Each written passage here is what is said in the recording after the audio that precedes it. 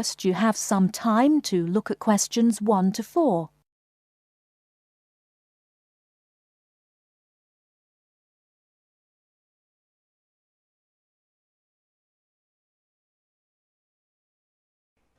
Hello. Hello, is that Appleton 363? It is Harding speaking. Oh, I'd like to speak to the secretary of the Arts Club. Yes, speaking. Oh, hello. My name is Frances Drew. I just moved to the area. My classmate and we'd be interested in joining the Arts Club, but we'd like some more information, really. You know, about joining and the sorts of activities you do. Yes, well, what you want's our calendar. Ask at the library. I'll make sure that there are plenty there by Thursday. That's all right for you? Yes, fine, thank you. But would you mind telling me how much it costs to join? Membership fee for an adult is £2.50 per year, of course. What exactly does club membership entitle one to? Entitle you to? Oh, for a start, there's the club events. You get invited to them, of course. They're for members and only, they are free. What sorts of events are there? You'll see what they are when you get hold of a calendar. But, well, there's club evening, for instance, once a month, usually Wednesdays from 8 till 10. And whereabouts do you hold them? Club evenings, the beach pavilion. Do you know it? No, I don't think I do. It's not near the seafront, is it? No, up past the tennis courts on Park Avenue. You know where that is. No, I'm afraid I don't. We'd soon find it, though. Quite good. I don't know what your interests are. Music? Got any musical talents? I'm not sure about talents exactly. I like music. We both do. Do either of you sing? Oh, yes. We've both been in choirs. Well, there you are then. The club's got a very fine choir. Very fine. I'm in it myself, as a matter of fact. We have practices every Friday evening. And it's no good just thinking of joining if you can't make the practices. Before you hear the rest of the conversation, you have some time to look at questions 5 to 10.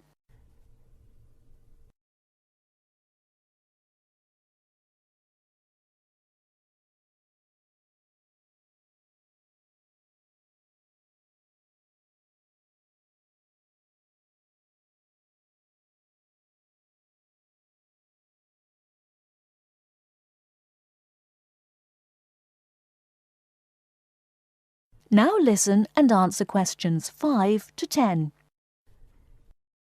What's the procedure? If we decide to join the choir or any of the other activities, how do we go about it? You can't get into the choir without an audition. As far as the other sections are concerned, members have to apply through the section's secretary in the first place. Yes, right. And the fee again, I've written it down somewhere. £2.50 each. And where do we send it? To you? No, I'm the secretary. It's the treasurer who deals with that. I'll give you his name if you want to write it down. Yes, please. His name is Hosegood. H-O-S-E and then Good. Yes. Initial P, address 3 Clay Hill, Appleton.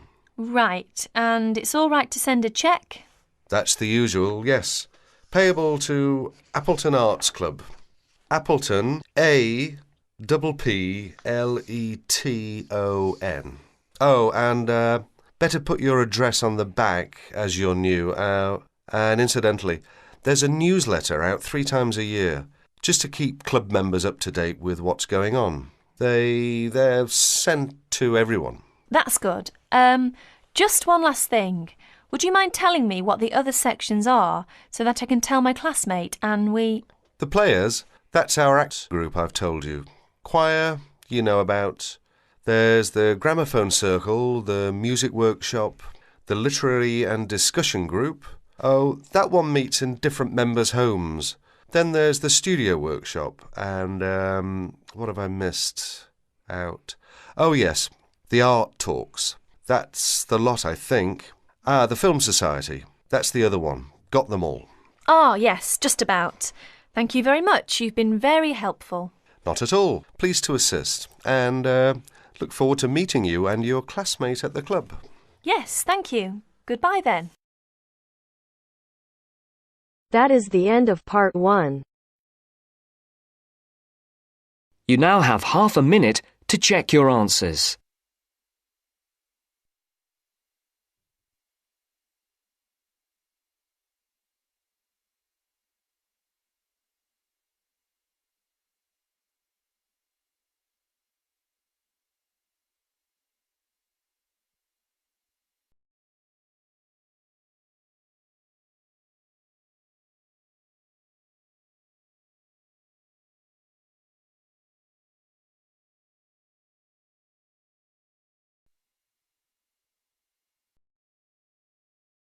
Now turns to part 2. Part 2. You are going to hear a talk given by Madeline. She is going to introduce the recreational facilities on campus and in town. First, you have some time to look at questions 11 to 16.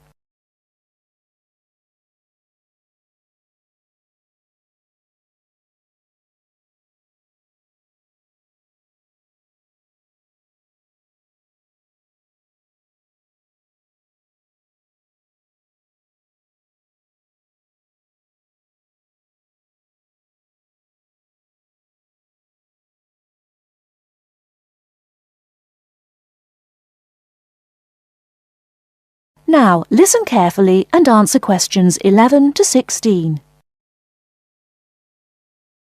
Well, good morning, everybody. My name's Madeline Stewart, and I'm here to tell you about the recreational facilities available on campus, and also to tell you something about what the town has to offer. You may already know that your Students' Union membership also includes membership of the Sports Union, which provides a range of sporting and recreational facilities on campus, much the same as those in most British universities. The Sports Union has football, tennis, and cricket teams in local competitions. And really, most sports are catered for in some way on campus, even if they're just social matches. In the building itself, there are fitness classes and a full gym, including weights. The Sports Union can also provide cheap tickets to some major sporting events. And to keep you up to date with everything available, there's a weekly newsletter distributed around the campus. You should check this to find out the names and phone numbers of the contact people for each sport or activity you're interested in. Yes, did you have a question? Yes, apart from what you've just said, does the Sports Union offer individual help in any of its activities, for example, in getting fit and healthy? Yes, we do. The Sports Union has a fitness assessment clinic every Friday, staffed by the resident sports trainer, who can provide advice on the best program for you and refer you to various charts. I'm sure you all realize that for any medical assessment or health problem, you should go to the University Medical Service. The sports trainer can also advise you on a suitable training program using the weights. And now on to Ashbury. Before you hear the rest of the talk, you have some time to look at questions 17 to 20.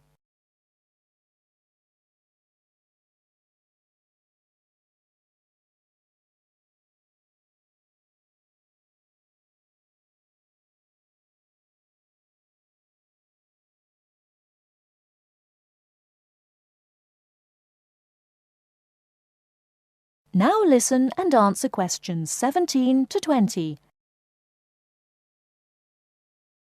And now on to Ashbury. For a town of its size, Ashbury has some unusually good leisure and sporting facilities, most of which are near the center of town and easily reached by bus from this campus.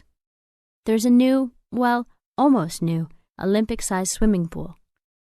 That's not quite in the central town area, but it's only a 5-minute walk from the bus stop. Above the pool, there's a high-tech fitness center that any of you more serious fitness lovers would need to check out. Then, in the center of town, there's a sporting complex called the Anderson Center, which contains squash courts and facilities for a number of other indoor sports, such as basketball. And just around the corner from the Anderson Center, in the main street there, is an indoor bowling alley. All of these facilities are listed in the weekly newsletter, so I encourage you all to look through it and... That is the end of part 2. You now have half a minute to check your answers.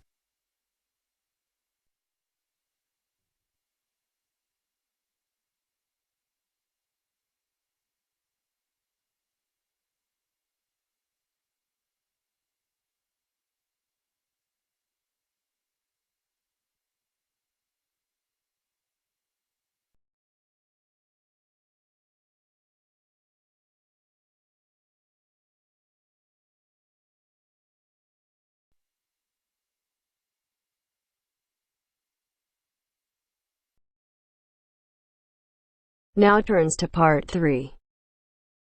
Part 3. You will hear a discussion among 3 students who are organising an international film festival at their college. First, you have some time to look at questions 21 to 24.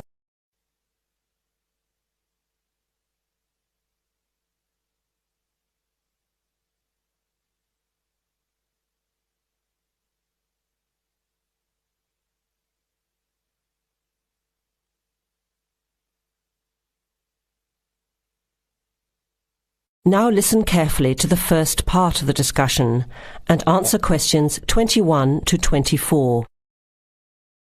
Thanks for coming to this meeting on such short notice, Anna and Veronica. It looks like we have just become the organising committee for this year's International Film Festival.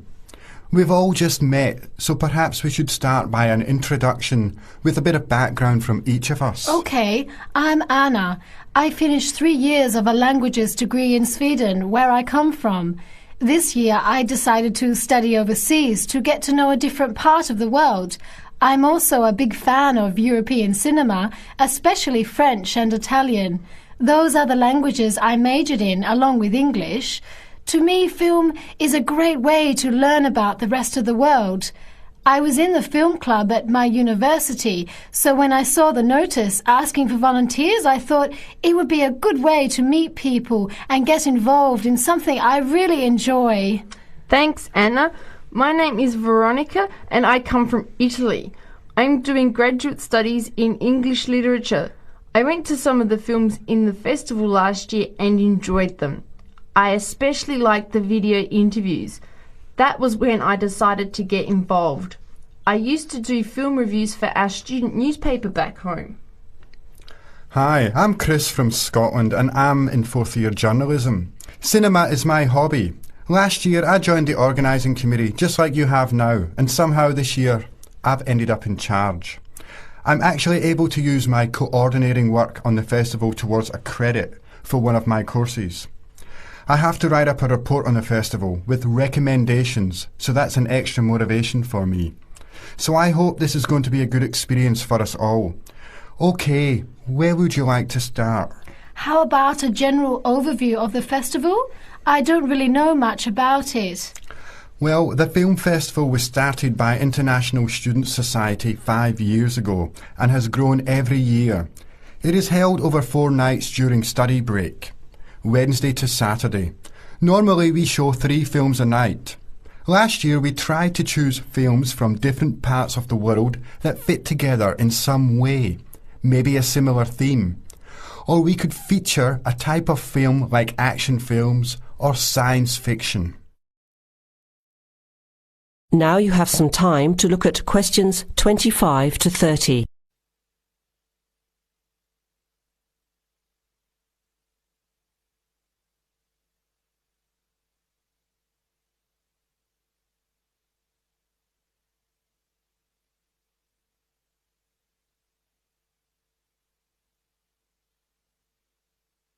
Now listen to the rest of the discussion and answer questions 25 to 30. Who picks the films? It's up to us on the committee to decide. You mean we get to pick all the films ourselves? What a hard decision. There are so many to choose from. Well, that's the fun part. We have this catalogue of independent distributors. The films are listed by language and have a short summary. We just have to go through it to find a good combination of films that will attract an audience. Veronica mentioned something about interviews. How does that fit in? We set up cameras in the foyer of the theatre and did live interviews before, during intermission and after the screening. Anyone from the audience could come up and talk about the film. The Broadcasting and Journalism School set it up and ran the interviews. They were shown on big screens around the lobby and in the theatre. It went over really well. We had a long lineup of students waiting to be interviewed on TV. Everybody wanted their minute of fame. Great idea. Yeah, it worked really well. We should certainly do something similar again. Maybe even develop the idea further. like a website with audience reviews and discussion, so we can get as much participation and involvement as possible. Hey, that's a good idea. Can I ask a question? None of the films are in English, right? Are they dubbed or subtitled? Well, we do occasionally choose a film in English, but only from unusual places where the dialect is so strong they sometimes need subtitles, like the Caribbean or even Scotland. The majority of films in the festival are foreign language, dubbed in English. We've learned from experience that students don't like reading subtitles. Maybe they read too much already. Whatever the reason, the subtitled films get smaller audiences, so we avoid them as much as possible. So how large an audience can we expect, and how much does it cost to get in? It costs $5 per film, or a $20 pass for the whole event. All 12 films for the real movie fan. We would have broken even last year, except for a bad storm on the Friday night. We almost had to cancel the whole thing. But overall, we had a good turnout, more than 2,000 people in 4 days. Oh, that's what I was wondering about, the financial part. Where does the funding come from? What kind of budget do we have? The festival is subsidised by the Student Council. We generate money through advertising and through admission charges. We'll go over the budget in details a little later, but we've got lots of work to do in the meantime. I guess we have to start pretty soon. Well, I think by the 1st of March at the latest. We need to select all the films. Then we have to find some advertisers to sponsor the event. That shouldn't be too hard. We'll just start with last year's list. Our deadline for that should be the middle of March. By the end of March, we need to design the programme. Then we can get posters made up and distributed in April. Like you said, we need some clever promotion, something to generate interest and get people talking. We have 4 months to get ready. It should be enough time. OK, where do we start? Let's start by talking about films, since that is the best part, and see what we come up with. What was the best film you saw last year?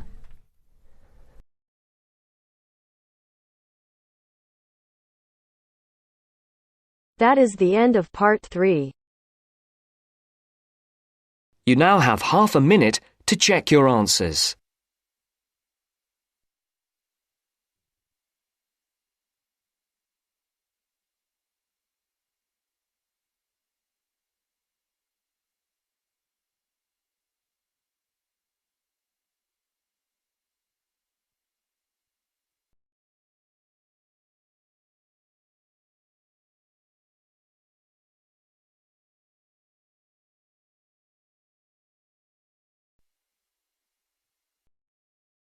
Now turns to part 4.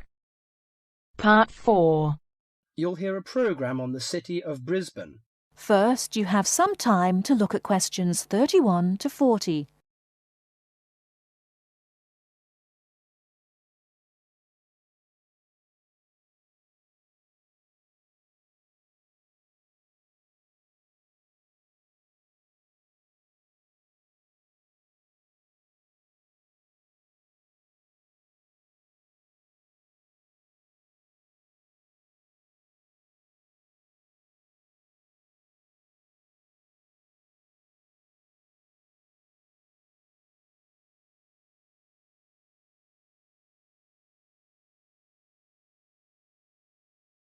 Now listen carefully and answer questions 31 to 40.